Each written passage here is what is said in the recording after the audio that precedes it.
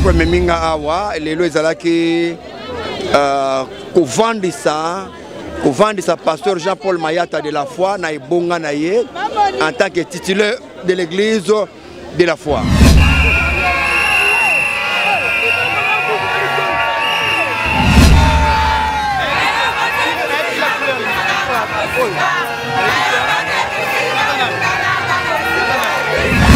Bosse baninga na média que Massasi azo comme pasteur semaine prochaine na po na moni boye etenga gu ngabana comme pasteur na geleng.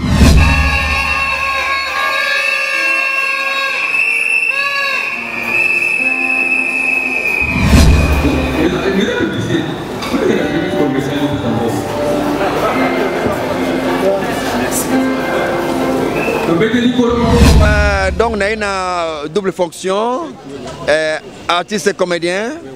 Moninga na lisano côté wana. Deuxième phase, aza bokilo nanga. Esengo kodala na bokilo. On Nzambe a pamboli boye. Vraiment kodala esengo ezali elengi mingi aussi. Donc etenga posa nga pena comme pasteur kaka. Pour tout le monde lelo, une confirmation salmi lelo. Elengi na mutabali tout va changer papa.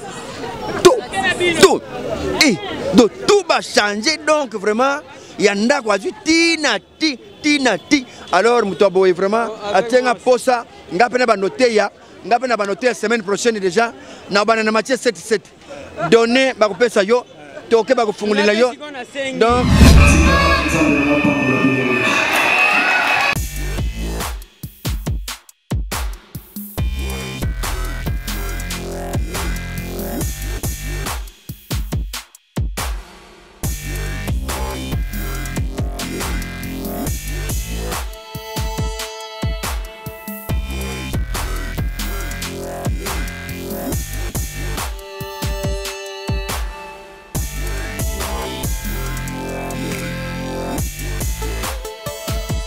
Bandeko Balandi, mbote na bino partout dans le monde, na yebi ke botala ka belle est-ce que tu branché na Ransu News à télévision ya maman Ransi Moufasoni la patrona, ne te lobera toujours biso ba ombuna bino to kitara toujours na terrain pour na ko informer bino na temps réel. Mesdames et messieurs fidèles internautes, lelo tozali na église la pasteur de la foi oyo ba investir yé loko la pasteur titulaire église.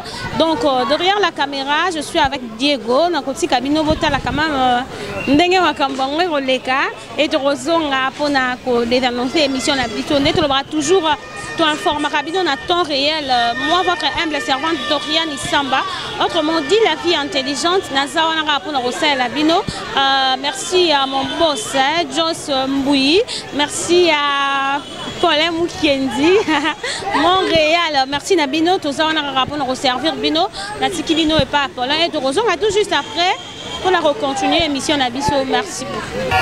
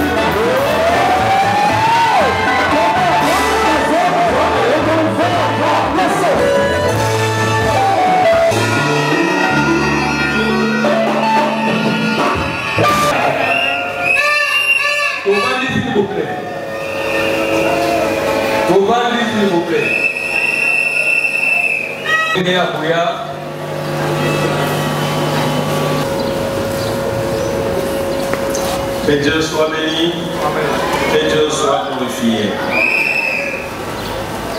Communauté 7e ADC, SCC, Bureau provincial de Kinshasa. Certificat d'installation du ministre de Dieu numéro 069/2020. Nous signons membres du comité provincial de la province de Kinshasa, communauté des assemblées de Dieu de la République démocratique du Congo, installant solennellement les ministres de Dieu Mayata Milanda Jean-Paul. Au sein de l'église locale, centre évangélique La foi en Christ, conformément à l'article, comme nous disons dans les Belges, 72 du règlement d'ordre intérieur. Les présents septembre 2020 pour les comités provinciaux et c'est signé pour les comités provinciaux. Que Dieu soit béni. Et vous nous bien, dans un même temps, qu'il est investi dans plein pouvoir, c'est lui le pasteur titulaire de cette heure. Que Dieu soit béni. C'est vraiment parce que la communauté n'a pour travailler toujours dans la masse. Le ministère est partagé. Est-ce que maintenant, il y a un pasteur dans le titulaire investi de plein droit?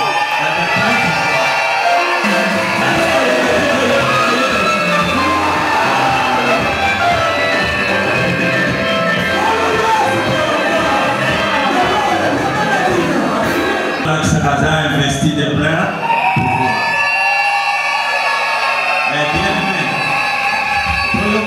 communauté c'est pourquoi nous sommes dans la communauté de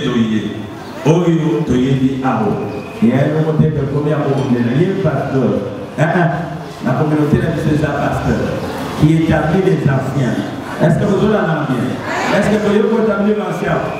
L'ancien est déjà prier pour la barreau. Il saute. L'ancien, il saute pour établir l'ancien. L'ancien est daillé. Amen, amen. La vision pour nous avoir coupé ça. Et à la manière, mais puis surtout pour établir. C'est pourquoi parce que nous avons plein pouvoir. Il n'y a pas de ressources. Ce qui est des autres côtés, mais il y a des peut-être qu'il y a des sauter, mais il saute bien. Amen. Ce que même nous avons fait, c'est pasteur de la foi. Mais ça va, la communauté là-dessus. La communauté là-dessus. Oh, il y a ça là, il y a ça, mais je vais les pasteur. Même quand tu vas dans la web, que Dieu soit béni. J'ai dit que Dieu soit béni. Tu as dit que Dieu soit béni, de gloire en gloire, de victoire en victoire. Jamais des hommes ne vont pas abattre. Parce que tu es lié et continue sur cette terrain. Et on a flambeau dans le logo pour diriger tous ces gens. C'est lui le leader, il n'y a pas un autre leader. Parce qu'on m'a dit que fonctionnera, c'est lui le leader. Quand il a dit quelque chose, exécutez cela. Ne discutez pas avec lui.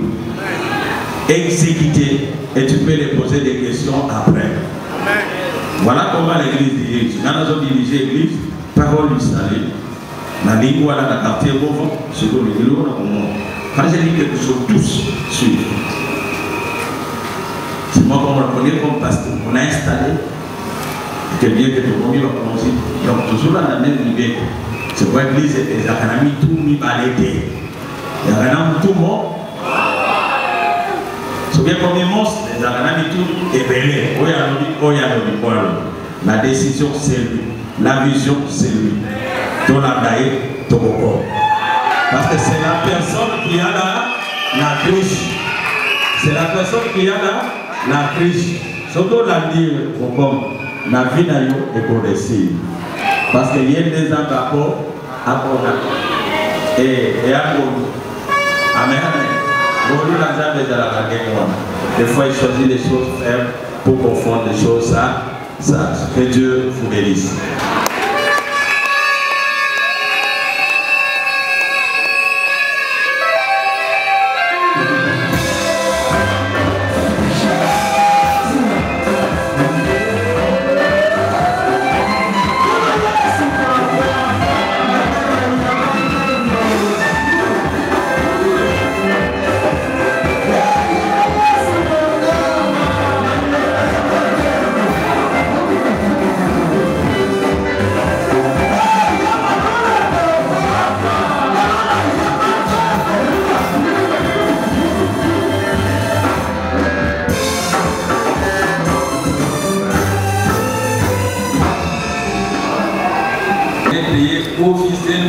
comme pasteur titulaire.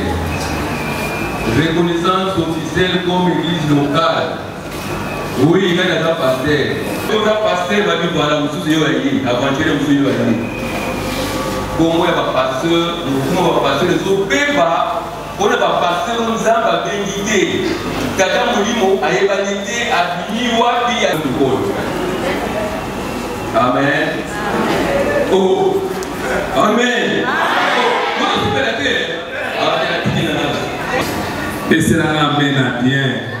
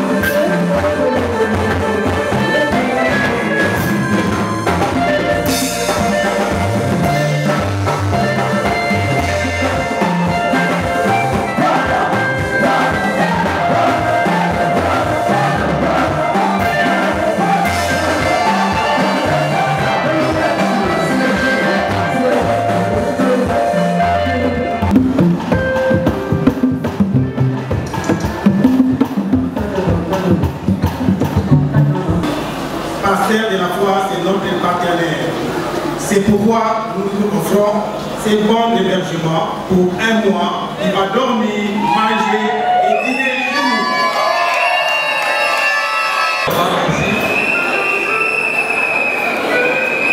Orchestre cri de mon cœur. Orchestre cri de mon cœur. Orchestre cri de mon cœur.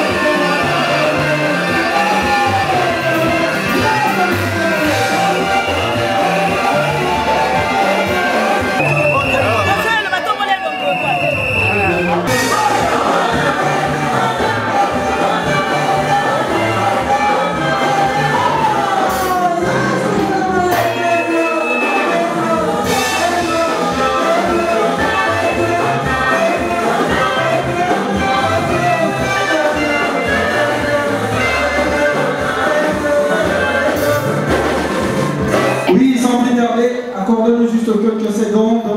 Nous allons vous présenter notre association APELCO, une association des journalistes en ligne.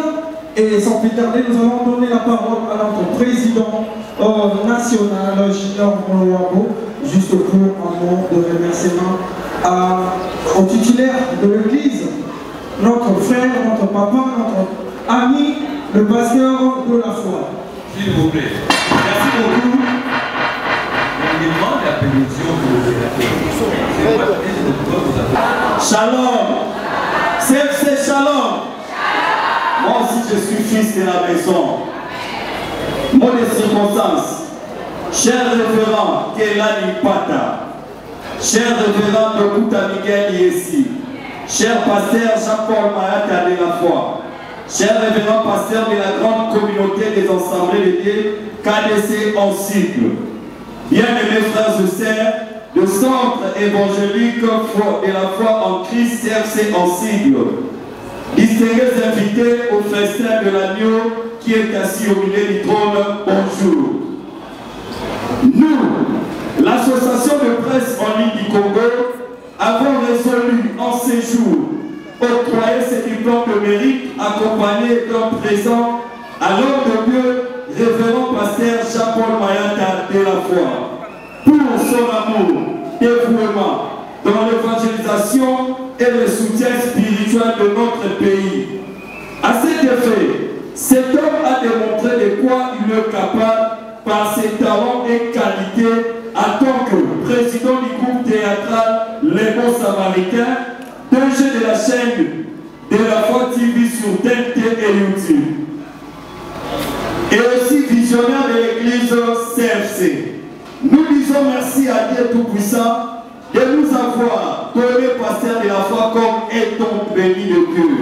Pour nous la presse, les artistes et comédiens, ainsi que notre beau pays, la République démocratique du Congo en particulier, et le monde entier en général.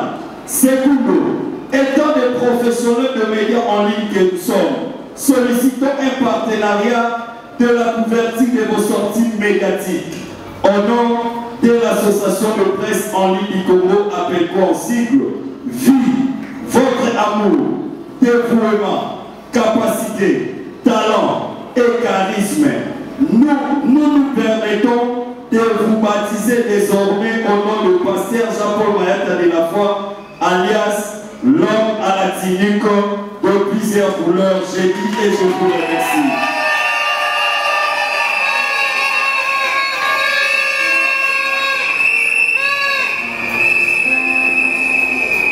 Papa, vous voulez un service commercial, papa. Mesdames et messieurs, vous voulez un service commercial de tout d'abord. Le bébé Nicolas Moko, comment?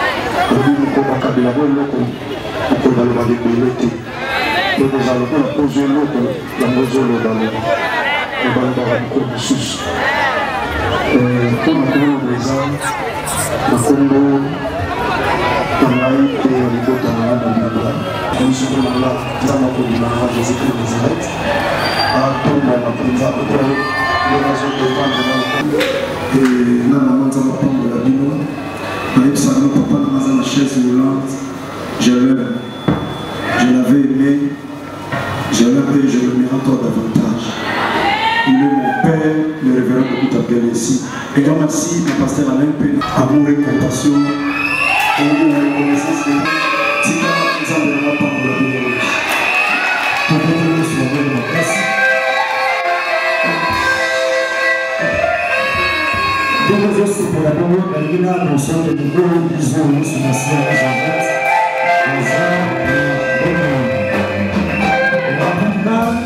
Quelques annonces pour tant déjà et mon musique.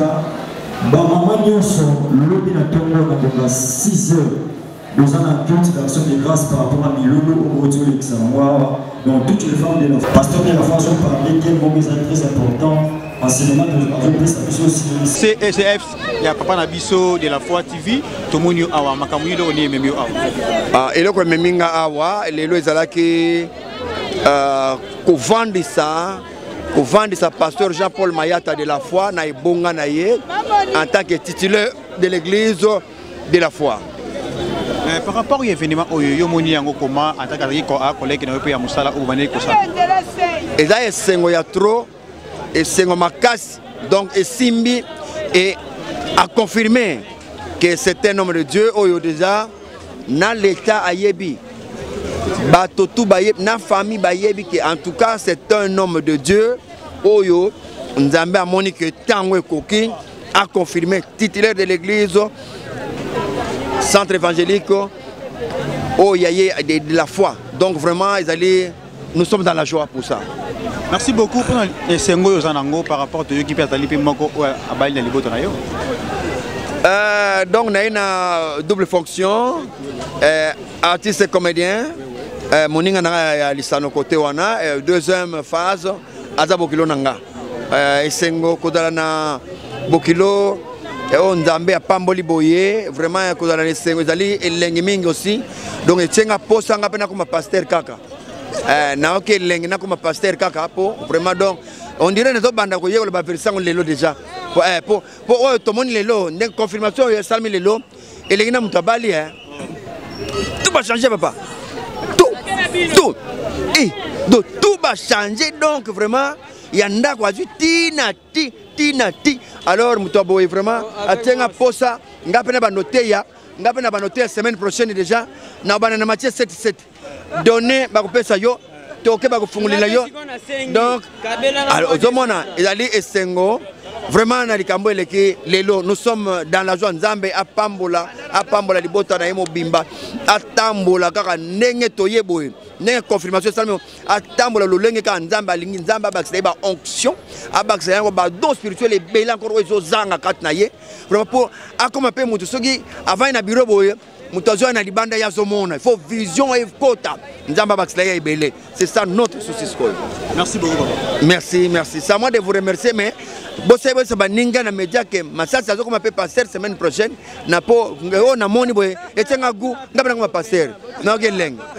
Merci. Mais ces fidèles internautes, rien à commenter, rien à dire.